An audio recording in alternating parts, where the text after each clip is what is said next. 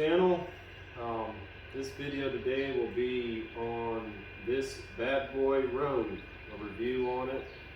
I've had couple comments here and there, friends and fellow people on YouTube wanting me to do a review on it, and I let them know that I don't usually do anything until I've had something for over a year or so. But with further ado, let's get down to it. This is the Outlaw Series Bad Boy Rogue. This review will be over my opinion on its quality of cuts, the quirks that you run into on every mower, and all the features you can get. I don't have 100% of everything that you can buy from Bad Boy as far as accessories go, but I've got the important stuff, let's just say that. Bad Boy is a growing company, and I really like them a lot because they are a American made like many others, and Bad Boy itself supports our veterans, and I really appreciate them in that category because we need to help them out in so many directions. So, but anyway, the Outlaw Series, this is a 2019, I believe, is when they started selling this new design from the previous model. This one was built in 2020 of March last year. Thus so far, I've put it through many different obstacles and hills and such, flat ground and all that. This particular model, it has the FX1000V Kawasaki 35 horse, the 72-inch deck. I've got a lot of open plain I can mow, and it really does the job very well. I just wanted to touch base though, in case anybody was wondering about these. You know, there's a lot of top model brands out there. You got Hustler, you got Grasshopper, you got Ferris, you got Exmark. I could go on and on all the different brands that you could do. There's Skag, that's a very, very competitive mower for the cost and the price and the quality. But Bad Boy, you know, they've been around probably the least. I think they first started building mowers around 2002 or 2003, I want to say. That is, so not as long as a lot of the other competitors on the market. This particular model, this frame itself is the same chassis as far as the Rebel goes, the Rogue and the Renegade. The only thing about this model and the Renegade, it offers 3-link rear suspension and the front ISO rubber dampeners. So we can start going into that on the front end here. I'm going to do two things, the pluses and negatives I've noticed about the front end on these particular new front suspension, as you would. Bad Boy, they really went all out on their new Outlaw Series. These are cast pieces of steel, 1/2 inch thicker. This is more like 3/4 right here to 1/2 inch. Just super, super stout. And I'm sure you've seen it on other reviews. I'm demonstrating from Bad Boy. Cast front casters. I mean, they're just very heavy. Everything on this mower is very heavy. And that's one reason why I love it so much. The frame is a 1.5 by 3 inch tube chassis. The thing about Bad Boy, you know, they're still growing, so they put their money in the research from the consumers, comments and all that, and they put it all where it counts, and that's what I really appreciate about them. The 72-inch model that this is being, the scalping edge, or not scalping edge, the trimming edge of the deck is way out here. And this just gives you a size comparison of this mower. I'm a little over 6'6", This thing is almost 8 feet long. It weighs right at 1,500 pounds. And this isn't even the Renegade model. The Renegade model goes over 1,500. But from edge to edge, this tire to that tire is 59 inches. So basically it's 60 inches wide, just the wheelbase itself.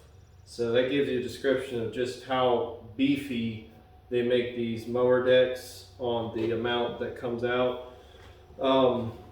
Bad Boy, I don't know if they were the first, but this is one of the strongest decks in the industry. It's 7-gauge steel, roughly 1/4 inch. So you're saying 1/4 inch all the way around. It's one piece. All they did was add a 1/4 inch lip, and as you can see, 3/8 thick outer bead and a nice wear pad, which I really appreciate because I've been a professional landscaper for many years. And this really comes in handy because you can unbolt it, put a new one on if it gets all roughed up. If you do a lot of big jobs, cemetery jobs, curbing, very, very nice. So the quality here, you can see, like I said, where they put where it counts. You got 3/8 thick here. You know, here's my thumb, and here's that just super stout. It's got the front, I think this is a patent from Bad Boy. I mean, it says it, but you know, it's just a trailing arm here. I call it a dog bone. And this is very ingenious to me. You can adjust the deck either side very well. And if you hit anything, this takes the blow for anybody that's using these on like a resident or city, you know, cutting or anything. And this is where, you know, it really doesn't count that, you know, this is just some cheap plastic. But I mean, honestly, for many years, I've never kept these things on a mower because they usually get beat up pretty bad. We can move to the front end here. And I've already gone over just how stout the front is, but I guess what I want to tap on here is, as far as the suspension goes on this Rogue and the Renegade, and you'll find this also, I think, now for 2021, the Maverick, and I want to say the Elite. They offer these front suspension ISOs, just rubber isolators, and they're really not a suspension. What they do is they eliminate the vibration of the front end of the mower. But it still works. They'll move like a 1/2 inch or so that I've noticed, but it just takes a lot of the boom if you're jumping a curb or hopping anything, if it drops into a hole that you didn't acquire or see.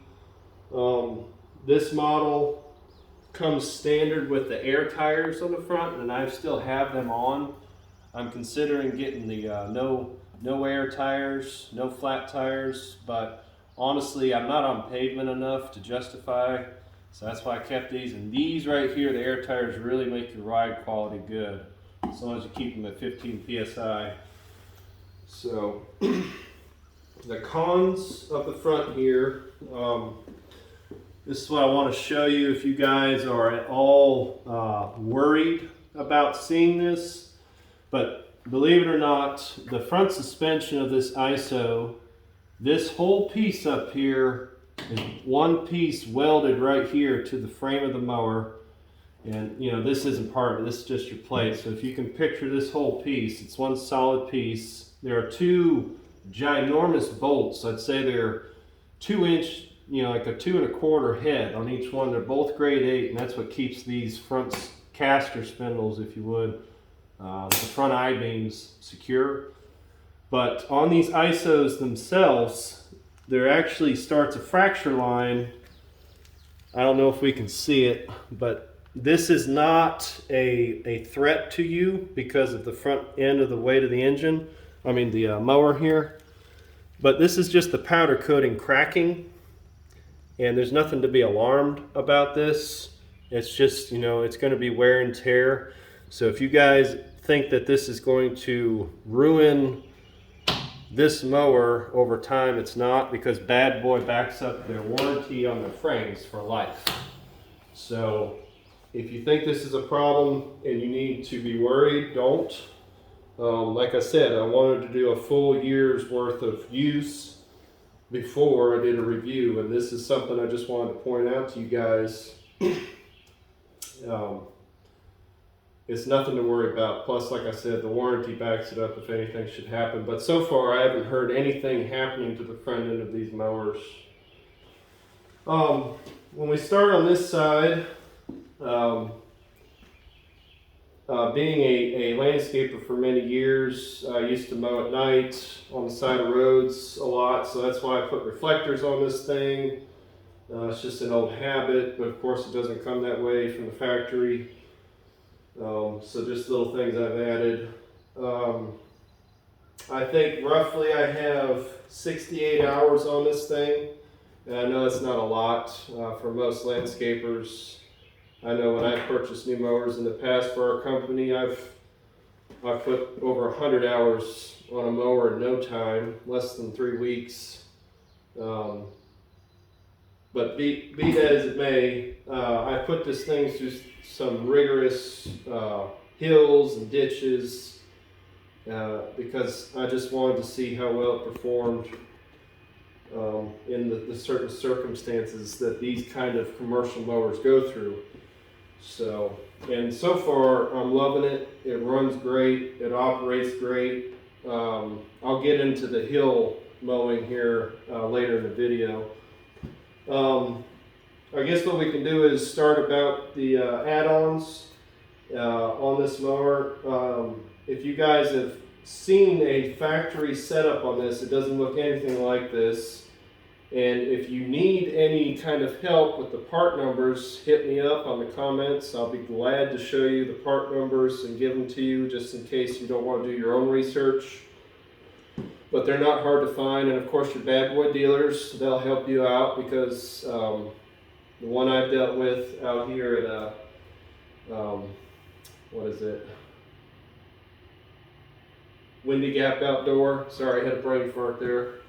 The dealer there, he has helped me out tremendously. His name is Phil, and I would say call him up anywhere on the East Coast. He'll help you out with anything.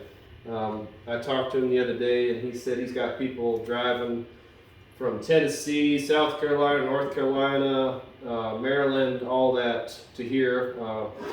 I currently reside in Virginia, the western part of it near Roanoke. So, well, let's go ahead and start on the add-ons I have done.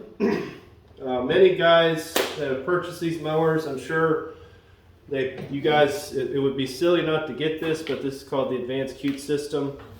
It eliminates that stupid, in my opinion, rubber side discharge flap. Worthless to have. Like I said, I've been a landscaper for years, and I do not like those things. It makes it come way out here, and I just hate them. This right here eliminates all that. It doesn't, it's like the Quick Chute, I think that's the brand, where the side lever goes back and forth.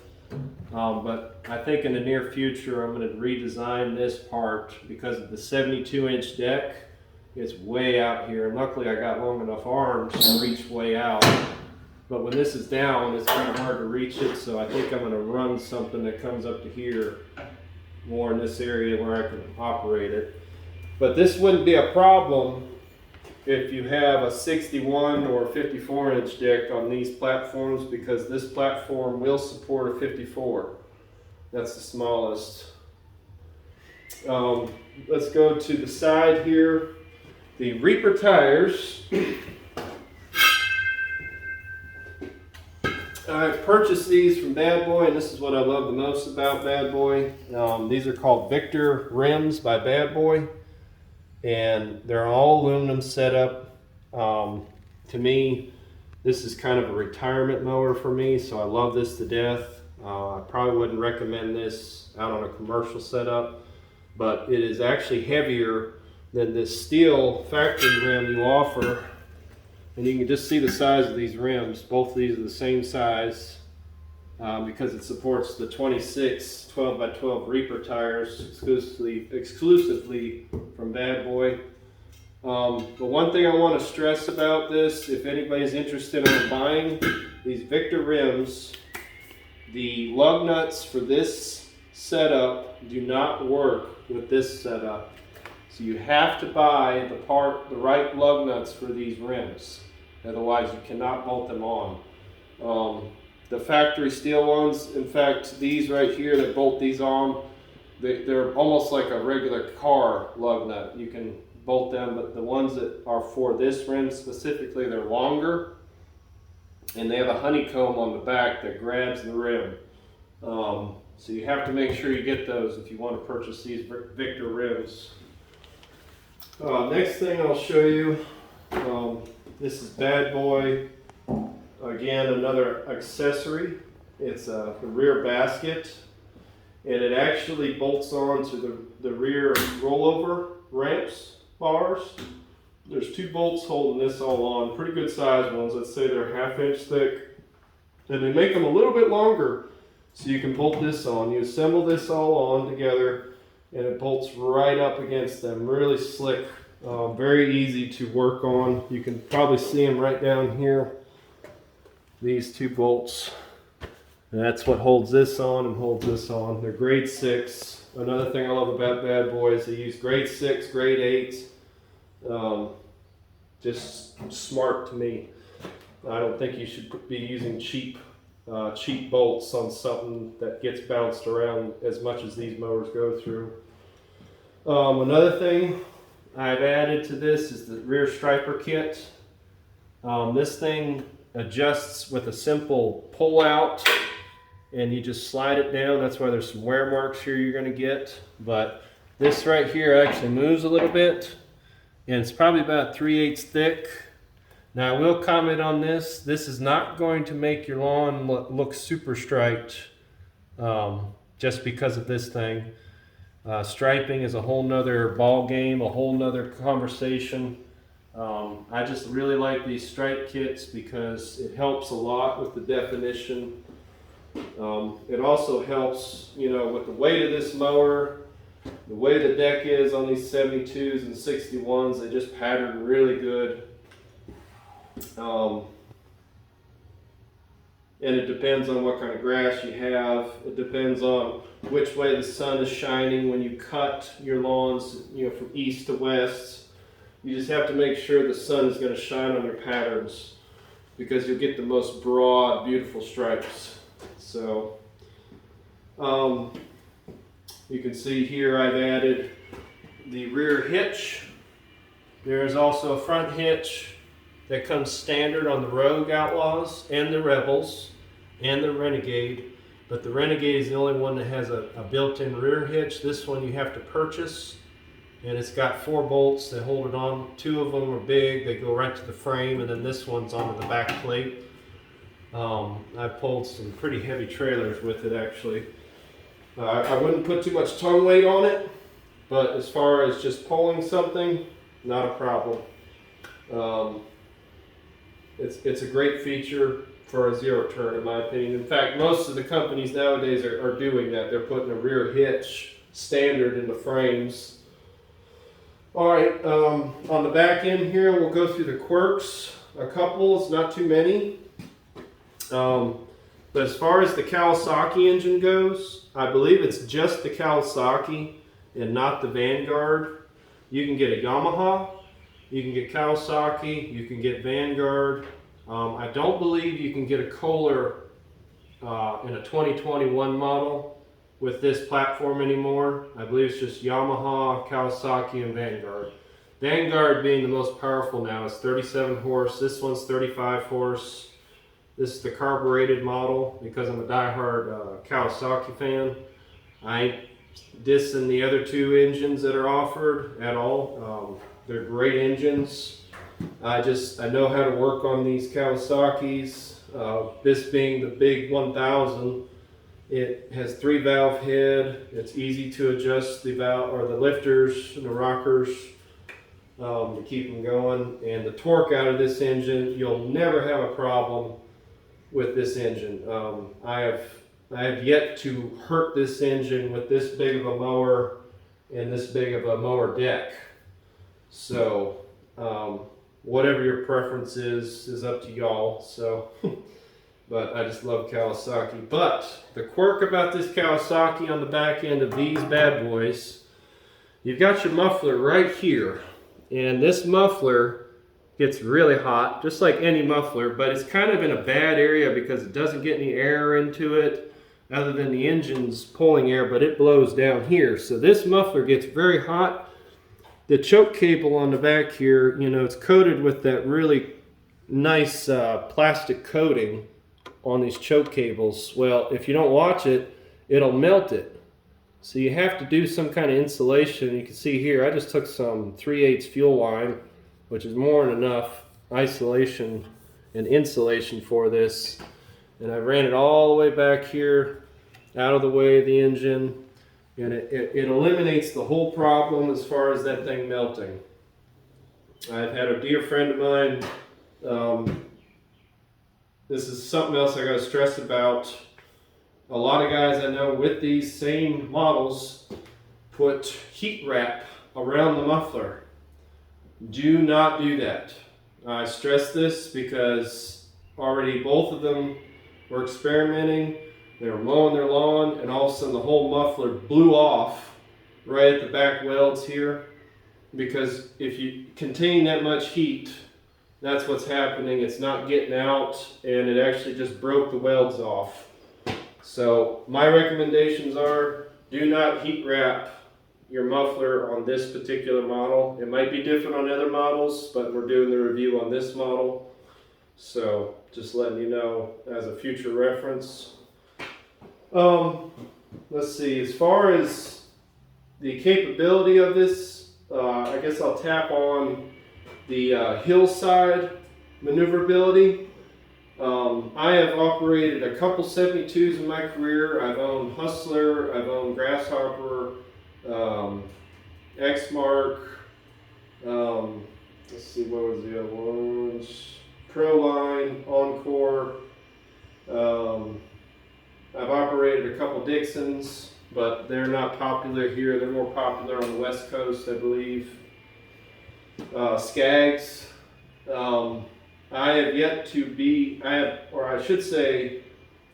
to see a mower this size and all those brands perform like this does on a hill. I don't really think it's all in the tires necessarily, but the tires do have something to do with it. I haven't operated one of these with the new wheels, but I will say these Reapers are great with the 3-link suspension. So I know plenty of you have probably already seen the reviews on Bad Boy's 3-link suspension, and the capability of the 3-link is just amazing. The only way I can show you it is if I get the camera, of course, underneath the mower, but if you have any questions about how it works, basically you got 2 pivoting arms that come down to the wheel axles, and then these 2 huge, if you want to look right here is the front, and this is the whole, you could say, wishbone axle on the back now, or like a trailing arm. This right here bolts to the frame and goes back to the rear wheels, and these are the other ISOs I was telling you all about. There's one right here and one on the other side, and that's basically your rear suspension. So everything is very, very, very well geared in this section of the engine as far as weight on these tires. And the 3-link is amazing for it being, like I said, this is a 1,500-pound mower, and that's by itself, and then you put me on it. On a hill, not an issue. I've had this thing probably past 35, 40 degrees, up and down, sideways, even turning on a hill, and no problems. Not even problems ripping up the grass with turning this. So it's an amazing mower as far as hills go. It blew my mind on how that works. But let's go ahead and go on the mechanics here. Between the Rogue and the Renegade, you're going to get the 16cc hydro pump model. That's the brand of these. These are hydro pump gears. And then you get the 18cc cubic inch Parker wheel motors on the wheels, and that's one reason why I loved what Bad Boy did here. I'm a huge fan of Parker. A lot of people aren't, a lot of people are, but there's really not a ton of options out there as far as what kind of drive wheels you can get. I think the most dominant one would be the Hustler Super Z Hyperdrive. They use a huge drive system, and that was actually going to be my purchase before I started looking at this model. I just really liked the setup on this in the room. Both pump drive motors and pumps are completely isolated. They do not share any fluids together. It's easy to change the fluids, it's easy to change the filters, it is so easy to adjust anything you want. That's the benefits, I guess, for having such a large frame mower, and that's what I love about it. So, I do not have the suspension seat. I have the Rogue exclusive high back vented seat that comes with. That it being front ISOs and the rear ISOs and the 3-link, this thing rides smoother than any other zero turn I've operated in the past. So if it got me more plush, honestly, I feel like it would just defeat the purpose of, I don't know. I mean, if anybody that's watching this loves to have a super plush ride on a zero turn, you kind of lose the feel of what you're running over and everything. But this right here, this whole setup, if anything, I would just get the isolation plate that you can buy. You can buy it for underneath this thing, and it might raise this seat up about an inch or so or more, but it's like 4 rubber isolators, and it acts as a suspension. The whole thing will kind of flex around on you. So, I guess all said and done, the reason I love this mower is the price range you can get this in. This whole setup here you're looking at, with all the accessories I've added, we're looking at almost $13,000. And you know, you're talking about an extra $500 if you want to get the Vanguard EFI.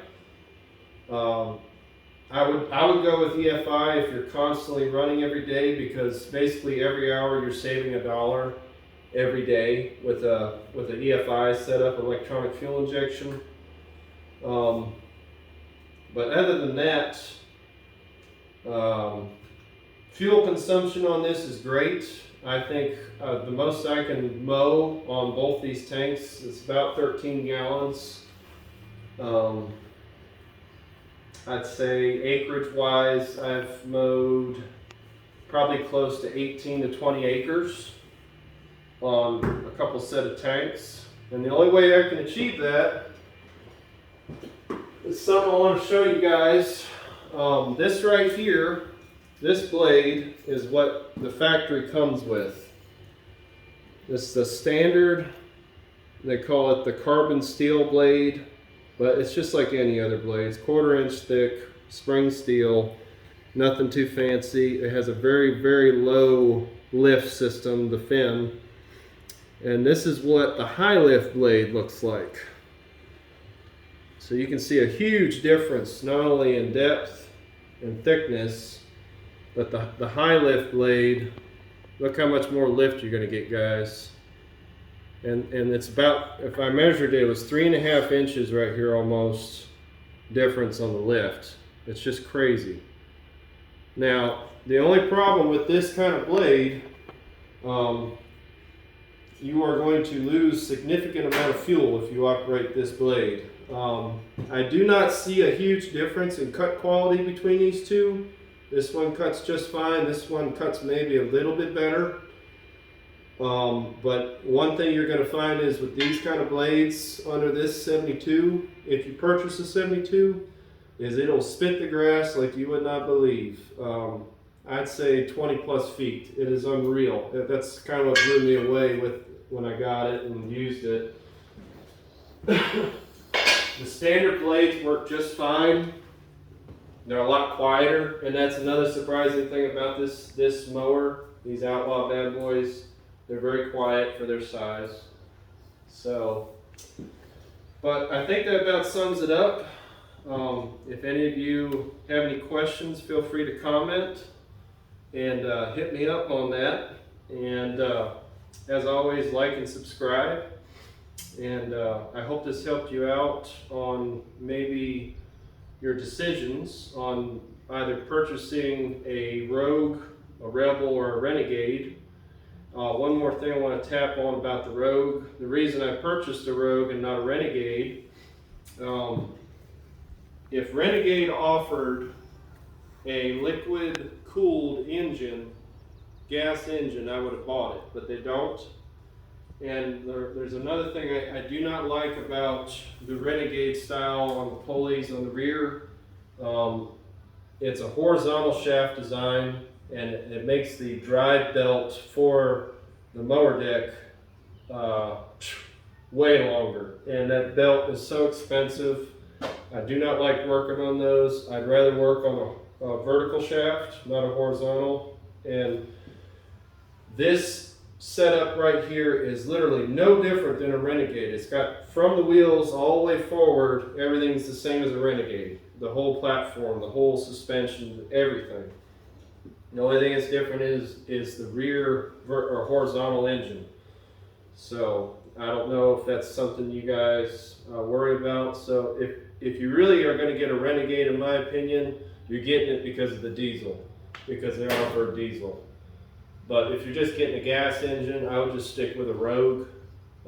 There's no purpose or reason to buy a Renegade just because it has a beefier rear end. I mean, that's basically all it is, and it goes to a horizontal engine. Vertical engine, in my opinion, is easy to work on, much more room and everything. So anyway, like I said before, like and subscribe if you like this review. I hope it helped you. And with further ado, have a blessed day.